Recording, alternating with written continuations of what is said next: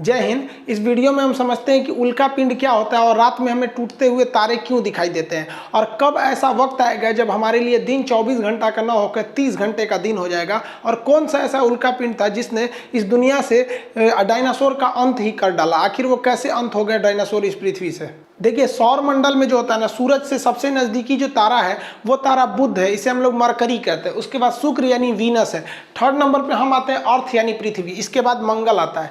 मंगल के बाद बृहस्पति। मंगल और बृहस्पति के दोनों के ऑर्बिट के बीच, इनके कक्षाओं के बीच ग्रहों के छोटे छोटे टुकड़े हैं सब। इन टुकड़ों को हम क्षुद्र ग्रह या एस्टेरॉइड कहते हैं। ये सौर मंडल पे बहुत ज़्यादा इफेक्ट डालते हैं ये एस्टेरॉइड। ये एस्टेरॉइड भी सूर्य का चक्कर लगाते हैं, लेकिन कभी कभी क्या होता है, ये आपस में टकरा जाते हैं। आपस में टकराने से इनका डायरेक्शन बदल जाता है और मंगल इन्हें अपनी ओर खींच लेता है, इन्हें आकर्षित कर लेता है मंगल अपनी ओर गुरुत्वाकर्षण के कारण।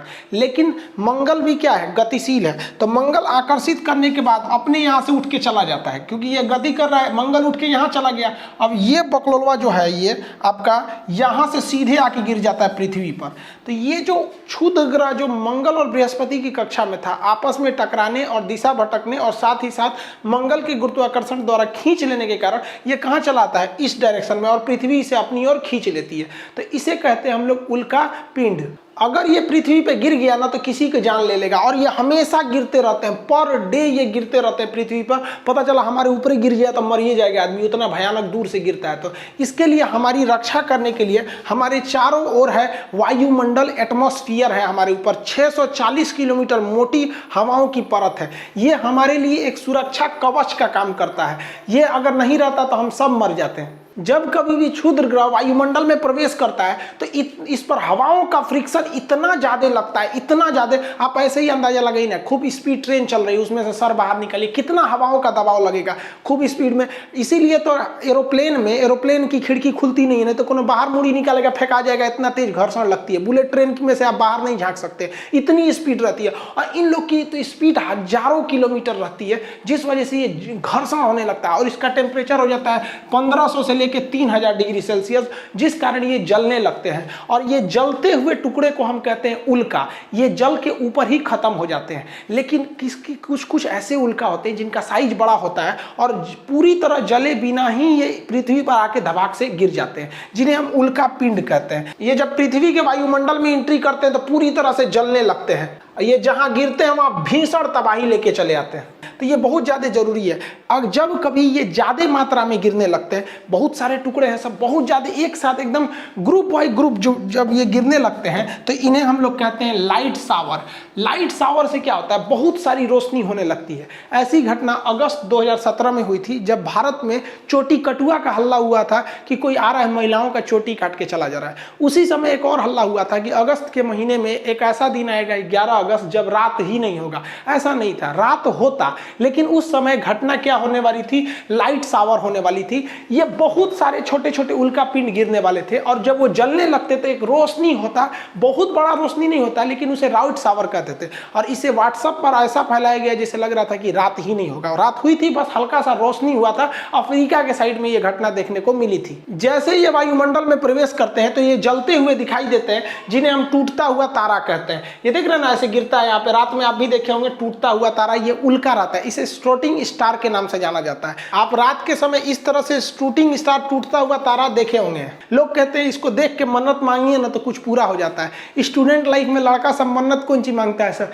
कि भगवान बड़ी दिन से पीछे पड़े होकर ये बेरी फंसा दीजिए। अरे लोल कहीं का ऐसा मन्नत मांगता है सर। इस तारा टूटल तारा थोड़ी है, ये तो क्षुद्र ग्रह है जो घर्षण से क्या हो रहा है, गिर रहा है। लेकिन जब कभी ये पूरी तरह जले बिना अब पूरी भड़ाक से पृथ्वी पे गिर जाता है तो उसे हम लोग कहते हैं उल्का पिंड। ये बिहार में मधेपुरा के पास गिरा था। ये देखिए, ये क्या है, उल्का पिंड है। इसे दे दिया गया था उल्का पिंड को। जब ये जल रहा है तो इसे कहते हैं उल्का। देखिए, जल रहा है तो इसे क्या कहेंगे, उल्का। और जल के जब ये पृथ्वी पर गिर जाता है तो उसे उल्का पिंड कहते हैं। यहाँ मेटर और यहाँ मेट्रॉइड के नाम से जाना जाता है। इसे बिहार के मुख्यमंत्री को भी सौंपा गया था, वो इसे म्यूजियम में रखवा दिए थे इस उल्का पिंड को। वर्तमान समय में जिस पृथ्वी पर हम रह रहे हैं उस पर कभी डायनासोरों का राज था। अगर वो नहीं मरते तो हमारे जीने के लायक पृथ्वी नहीं होती। तो आज पृथ्वी हमारे जीने के लायक है इसी उल्का पिंड के कारण है। इसका नाम था इजिप्टा। ये बहुत ही दूर से आ रहा था। ये इजिप्टा मंगल और बृहस्पति की कक्षा में था और आपस में टकराने से इसका डायरेक्शन बदला, मंगल खींच के आगे चला गया और ये सीधे आके गिरा था पृथ्वी के ऊपर। आप यहाँ देखेंगे तो ये उल्का पिंड आ रहा है, यहाँ पे गिरेगा तो इसके कई टुकड़े इधर हवा में बिखरेंगे और पूरे पृथ्वी पर ये भूचाल ला के रख देगा ये उल्का पिंड। ऐसी ही घटना हुई थी जब डायनासोर खत्म हुए थे, ये हवा में पूरा फैल गया था। ये आज से लगभग 6 करोड़ साल पहले ये इजिप्टा नामक इतना बड़ा उल्का पिंड गिरा और इसने पूरे पृथ्वी का स्वरूप ही बदल दिया। ये वर्तमान मैक्सिको के पास गिरा था। जो मैक्सिको जो देख रहे हैं यहाँ पर, ये मैक्सिको की खाड़ी के पास वर्तमान समय में गिरा था और पूरी तरह से तबाही ला दिया था। यह जैसे ये पृथ्वी पर गिरा इतना बड़ा था कि ये जल के खत्म ही नहीं हुआ। इसका लगभग 10 गुना, जितना दिख रहा है इससे 10 गुना बड़ा था, लेकिन कुछ भाग तो जल के खत्म हो गए थे। जैसे ये गिरा बहुत बड़ा धमाका हुआ। इतना बड़ा धमाका था कि यह धमाका लगभग 20 हाइड्रोजन बम के बराबर था। सोचिए, एटम बम नहीं, हाइड्रोजन बम के बराबर यह धमाका था। और इस धमाके के कारण पृथ्वी का जो ऊपरी परत था वो विस्फोट करके उड़ गया। अब आप बताइए, कोई बिल्डिंग उड़ती है तो उसके तो ईंट पत्थर पूरे स्टोन भी बिखर जाते हैं और इसके पत्थर वगैरह हवा में उड़ गए। और जब ये हवा में उड़े तो जब वापस आए तो वो इतनी स्पीड में आए, उसका टेम्परेचर इतना ज्यादा हो गया था कि जो उड़ने वाले डायनासोर थे उनको तो वो हवा में ही मार दिया। और यहाँ का टेम्परेचर हो गया 200 डिग्री सेल्सियस। और इस एरिया के जितने डायनासोर थे, यहाँ के एरिया के, वो सारे डायनासोर मारे गए। लेकिन ये तबाही का केवल एक ट्रेलर था, असली तबाही तो इसके बाद शुरू हुई। इतना भीषण धमाका के बाद लगभग 10 तीव्रता का पृथ्वी पर भूकंप आया दूसरे साइड में। और पृथ्वी के इतिहास में ये अब तक का सबसे भीषण भूकंप था। इतना भयानक भूकंप से पृथ्वी पर चहल पहल, जितनी भी बड़े बड़े जीव जंतु थे ये भूकंप के शिकार हुए और दब के मर गए। और आपको पता है, हम भूकंप चैप्टर भी पढ़ा दिए हैं। भूकंप जब समुद्र के पास आता है तो वो ले लेता है सुनामी का रूप, और ये समुद्र के पास ही आया हुआ था। मैक्सिको की खाड़ी में गिरा हुआ था, जिस वजह से यहाँ भीषण भूकंप के साथ साथ सुनामी भी आ गई। और सुनामी की लहरें जो आई पूरे समुद्र का पानी उठा के ले आके पटक दी और भीषण भूकंप आया। जितने डायनासोर थे सारे के सारे डायनासोर मारे गए और पृथ्वी के अंदर का जितने ज्वालामुखी थे वो विस्फोट करके उसमें से जहरीली गैसें निकलने लगी, रेडिएशन निकलने लगा, जिस वजह से जितने जीव जंतु थे उस वक्त के मारे गए थे। सारे के सारे जीव जंतु इन सारी घटनाओं का शिकार होकर मर गए। जो बच गए थे बड़े जीव जंतु वो भूखमरी से मर गए, क्योंकि पृथ्वी पर अब खाने के लिए कुछ बचा ही नहीं था। बचे तो केवल छोटे जीव जंतु जैसे चूहे वगैरह, जो कहीं छुप के बैठ सकते थे, थोड़ा बहुत खा के जी सकते थे। और उसके बाद धीरे धीरे मानव का आगे विकास हुआ। जब ये इजिप्टा नामक उल्का पिंड मैक्सिको की खाड़ी के पास टकराया था तो पृथ्वी के टेक्टोनिक प्लेट में बहुत ज्यादा हलचल हुई थी और अफ्रीका के पूर्वी भाग में एक पर्वत का निर्माण हो गया। ऐसे टकराने की वजह से, झटका की वजह से, जैसे आपका घर, एक घर दूसरे घर पे गिरेगा तो कहीं से एक तो दीवार निकल जाएगा, कहीं से कुछ हो जाएगा, वैसे यहाँ पर एक बहुत बड़ा पर्वत का निर्माण हो गया, जिसकी मैं अभी इसी के एरिया पे आपका किलिमंजारो है और ये रिफ्ट वैली है। अब इस पर्वत के निर्माण ने पृथ्वी के सामूहिक संरचना को बदल दिया, क्योंकि पृथ्वी जो घूमती है वो पश्चिम से पूरब डायरेक्शन में घूमती है। ये पश्चिम से पूरब डायरेक्शन में घूमती है, जिस वजह से बारिश लाने वाली ज्यादातर हवाएं जो हैं वो आपके इधर डायरेक्शन से आ रही थी यहाँ पर। और ये पर्वत जो थी बारिश लाने वाली हवाओं को रोक दिया, जिस वजह से मानसून नहीं आ पाया और अफ्रीका का ये भाग जो हरा भरा था, जिसमें बहुत ज्यादा जीव जानवर रह रहे थे, वो पूरी तरह से मरुस्थल बन गया। अब ये जगह रहने के लायक नहीं हुआ, धीरे धीरे मरुस्थल हो गया, जिसे आज हम सहारा मरुस्थल के नाम से जानते हैं। और यहाँ बंदरों की बहुत ज्यादा प्रजाति थी। अब वो बंदरों को खाने के लिए जगह नहीं था, तो वो बंदर अब जमीन पर उतरने लगे और इधर उधर जाके तलाशने लगे खाने पीने की।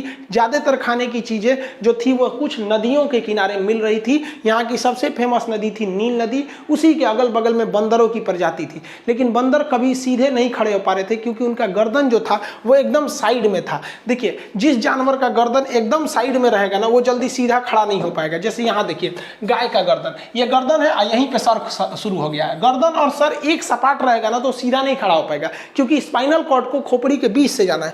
कुत्ता का देखिए, गर्दन और सर एक साथ में है। पहले मानव का भी एक ही साथ था। यहाँ देखिए, धीरे धीरे मानव का गर्दन धंसने लगा, और जब ये मानव का गर्दन धंसने लगा तो ये मानव सीधा खड़ा होने लगा, क्योंकि गर्दन हमारे बीच में होना चाहिए, तभी सीधा खड़ा हो सकते हैं। अगर गर्दन साइड में रहेगा ना तो हम सीधा नहीं खड़ा हो पाएंगे, और जिनका गर्दन बीच में रहता है वही सीधे खड़े हो पाते हैं। इसीलिए हम लोग को तकिया लगाने की जरूरत पड़ती है। तो मानव धीरे धीरे खड़ा होना चालू हो गया, इसीलिए अफ्रीका महाद्वीप को मानव जाति का पालना कहा जाता है। यह क्वेश्चन पूछा हुआ है कि क्रेडल ऑफ द मैनकाइंड यानी मानव जाति का झूला यानी पालना किसे कहते हैं, तो अफ्रीका को कहते हैं, क्योंकि यहीं से मानव की प्रजाति की शुरुआत हुई थी। बंदर कपी से हम लोग आज जाके हम लोग होमोसेपियन यानी मानव का वर्तमान रूप लिए हैं। लेकिन अपने टॉपिक पर चलते हैं, उल्का पिंड पर। इन उल्का पिंडों ने तो पूरे पृथ्वी से डायनासोर का सफाया कर दिया था, लेकिन ऐसा नहीं है कि ये उल्का पिंड केवल पृथ्वी पर असर डालते हैं, अन्य ग्रहों पर भी असर डालते हैं। तो इन उल्का पिंड का थोड़ा अन्य ग्रहों पर देखते हैं क्या प्रभाव पड़ता है। देखिए, जो क्षुद्र ग्रह थे वो मंगल और बृहस्पति की कक्षा में तो घूम रहे थे,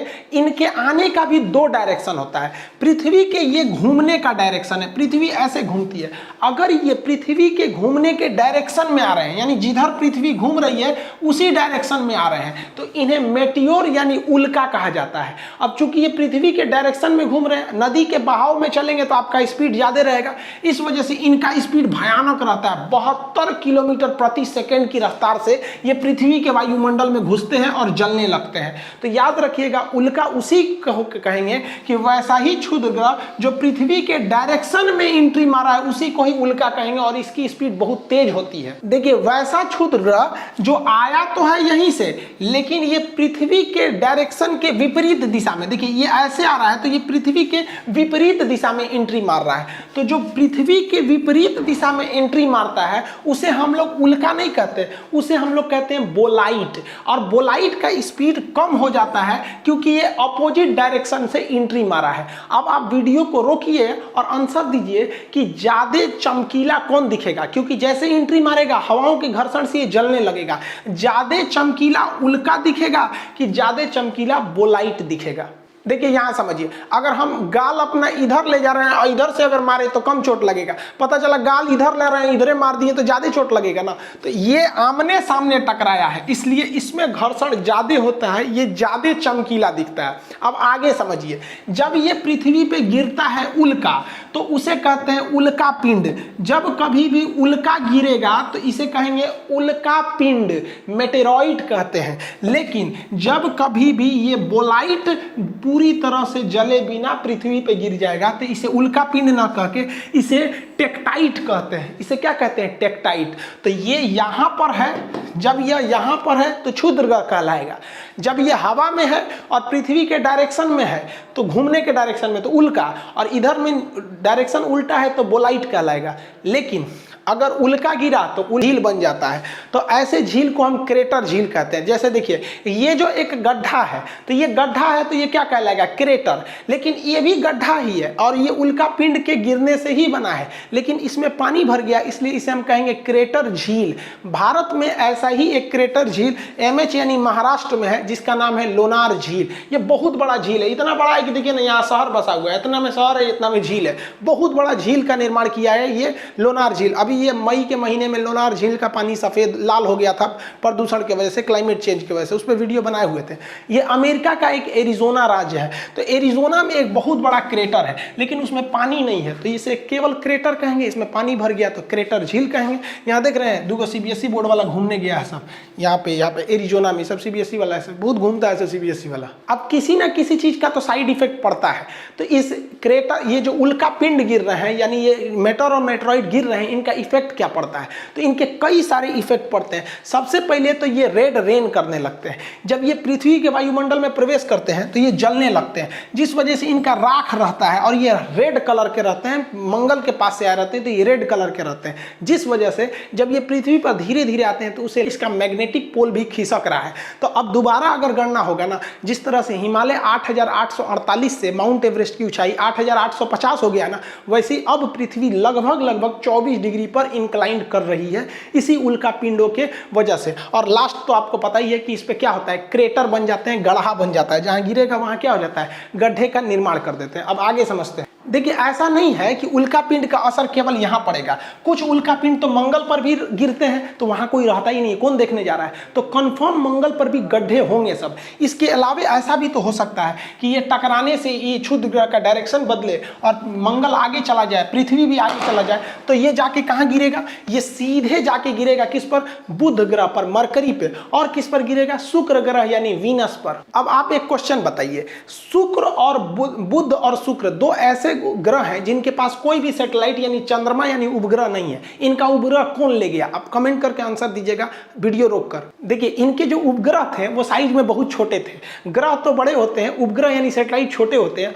और ये सूर्य के बहुत ज्यादा करीब थे तो सूर्य खींच के अपने में फूंक के जरा दिया उसको। तो इसके पास भी उपग्रह थे, इसके पास भी उपग्रह थे, लेकिन उपग्रह बहुत छोटे थे इसलिए सूर्य खींच लिया, ये सब तनी बड़ है इसलिए नहीं खींच पा रहा है। अब आगे हम आपसे क्वेश्चन पूछते हैं कि यहां से ये क्षुद्र ग्रह उस पर जा रहे हैं, एस्टेरॉइड, ज्यादा गड्ढा किस पर बनेगा, बुध पर ज्यादा गड्ढा बनेगा कि शुक्र पर ज्यादा गड्ढा बनेगा? देखिए आप आंसर देंगे कि सर ये करीब है, इस पर धबाक से लगेगा, ज्यादा गड्ढा इस पर बनेगा, और दूर है ससुरा उस पर कम गड्ढा बनेगा। गलत है। देखिए बताते हैं इसका रीजन क्या है। देखिए ये ज्यादा गड्ढा बुध पर बनेगा क्योंकि बुध के बाहर हवाओं की कोई परत नहीं है, कोई भी वहाँ एटमॉस्फेयर नहीं है, जिस वजह से यहाँ धबाक धबाक गड्ढा बनेगा। और शुक्र के चारों ओर एटमॉस्फेयर है, ये अलग बात है कि उसकी हवाओं में ऑक्सीजन नहीं है, कार्बन डाइऑक्साइड है, सल्फर डाइऑक्साइड है, जिससे हम सूंघकर जिंदा नहीं रह सकते हैं। तो इस पे भी वायुमंडल है लेकिन उस पर ऑक्सीजन नहीं है, तो ये इस पे का जो वायुमंडल है ना, इस क्षुद्र ग्रहों को वहाँ टकराने से बचा लेगा, ऊपर ही जला के खत्म कर देगा। इसलिए इस पर गड्ढे छोटे बनेंगे और इस पर कोई वायुमंडल नहीं है, इसलिए भड़ाम भड़ाम गड्ढा बनेगा। ये क्वेश्चन पूछा भी है कि सबसे ज्यादा गड्ढे किस ग्रह पर है, तो बुध पर है, उसके पास कोई वायुमंडल ही नहीं है। अब वायुमंडल यानी हवा नहीं रहेगी ना, तो सूरज की गर्मी को रोक के रख भी नहीं पाएगा, आएगी गर्मी लेकिन चली जाएगी। इसलिए ये सूरज के सबसे करीब होने के बावजूद भी सबसे ज्यादा गर्म ग्रह नहीं है। सबसे ज्यादा गर्म ग्रह शुक्र ग्रह है, ये सबसे ज्यादा गर्म है, जिस वजह से सबसे ज्यादा चमकीला है, चमकता है तो सबसे ज्यादा सुंदर है, पृथ्वी से तुलना रखता है, तो पृथ्वी की भगिनी, पृथ्वी की नानी, पृथ्वी की सौतन, पृथ्वी की जुड़वा, जितना नाम है सब ससुरा शुक्र का नाम है। समझ में आ गया? तो ये ज्यादा गर्म है क्योंकि इसके पास वायुमंडल है, ये गर्मी को लेता है और एब्जॉर्ब करके रखे रहता है, जबकि इसके पास वायुमंडल नहीं है, वो गर्मी को लेकर रात में छोड़ देता है, जिस वजह से शुक्र दूसरे नंबर पे होने के बावजूद भी सबसे ज्यादा गर्म ग्रह है। तो ये उल्का पिंड का असर आप दूसरे ग्रहों पे भी देख लिए और ये भी देख लिए कि इसका उपग्रह क्यों नहीं है और किसका टेम्परेचर इन दोनों में ज्यादा है। अब बात करते हैं हम चंद्रमा की कि भैया कहीं ये चांदे पे धबाक धबाक गिर जाएगा तब चांद का क्या होगा? देखिए दुर्भाग्यवश ये चांद पर भी गिरते हैं और बहुत ज़्यादा मात्रा में गिरते हैं क्योंकि मंगलवा खींच के भाग जाता है और उसके बाद आता है पृथ्वी, धबाक से गिर जाता है। और बेचारे हमारे चंद्रमा जी, इस चंद्रमा पर तो वायुमंडल भी नहीं है, हवाएं भी नहीं है, धबाक धबाक गिरता है चंद्रमा पर। तो चंद्रमा पर क्रेटर बहुत ज़्यादा बना है, इतना ना गढ़ा गुढ़ी चंद्रमा पर बना है ना कि देखेंगे तो केवल गढ़ा है। तो इन गढ़ों को क्या कहा जाता है? क्रेटर कहा जाता है। तो इसमें बहुत ज़्यादा मात्रा में क्रेटर बने हैं। इन क्रेटर में सूर्य का प्रकाश ज्यादा अंदर नहीं जाता। आप ही बताइए ना, कहीं गड्ढा खोद दीजिएगा तो उसमें रोशनी थोड़ी ना जाएगा, ज्यादा गड्ढा में ज्यादा रोशनी नहीं जाता है, थोड़ा ही रोशनी जा पाता है। तो चंद्रमा की सतह जो है ना पूरी तरह से गड्ढा है, इसीलिए हमारा जो चंद्रयान गया था या फिर ज्यादातर जो भी चंद्रमा पे उतारे जाते हैं यान, उस सूर्य ज्यादातर गड्ढे में गिर जाते हैं सब और वो अपने संपर्क को खो देते हैं सब। तो चंद्रमा की सतह अगर आपसे कोई कह दे तो बराबर नहीं है, वो कैसा है? गड्ढा गढ़ही है। और इन गड्ढों में चंद्रमा पे सूर्य का प्रकाश नहीं जा पाता है, जिस वजह से ये गड्ढे जो होते हैं वो धुंधला दिखता है। तो चांद जो है ना वो धुंधला दिखता है। तो लोग कहते हैं चांद में दाग है, कोई अलग अलग कहानियां सुनाता है, अलग अलग राज्यों में अलग अलग कहानियां प्रचलित है कि चांद पर दाग आया क्यों था। भैया चांद पे कोई दाग नहीं है, चांद पर मिलेंगे नेक्स्ट क्लास में। जय हिंद।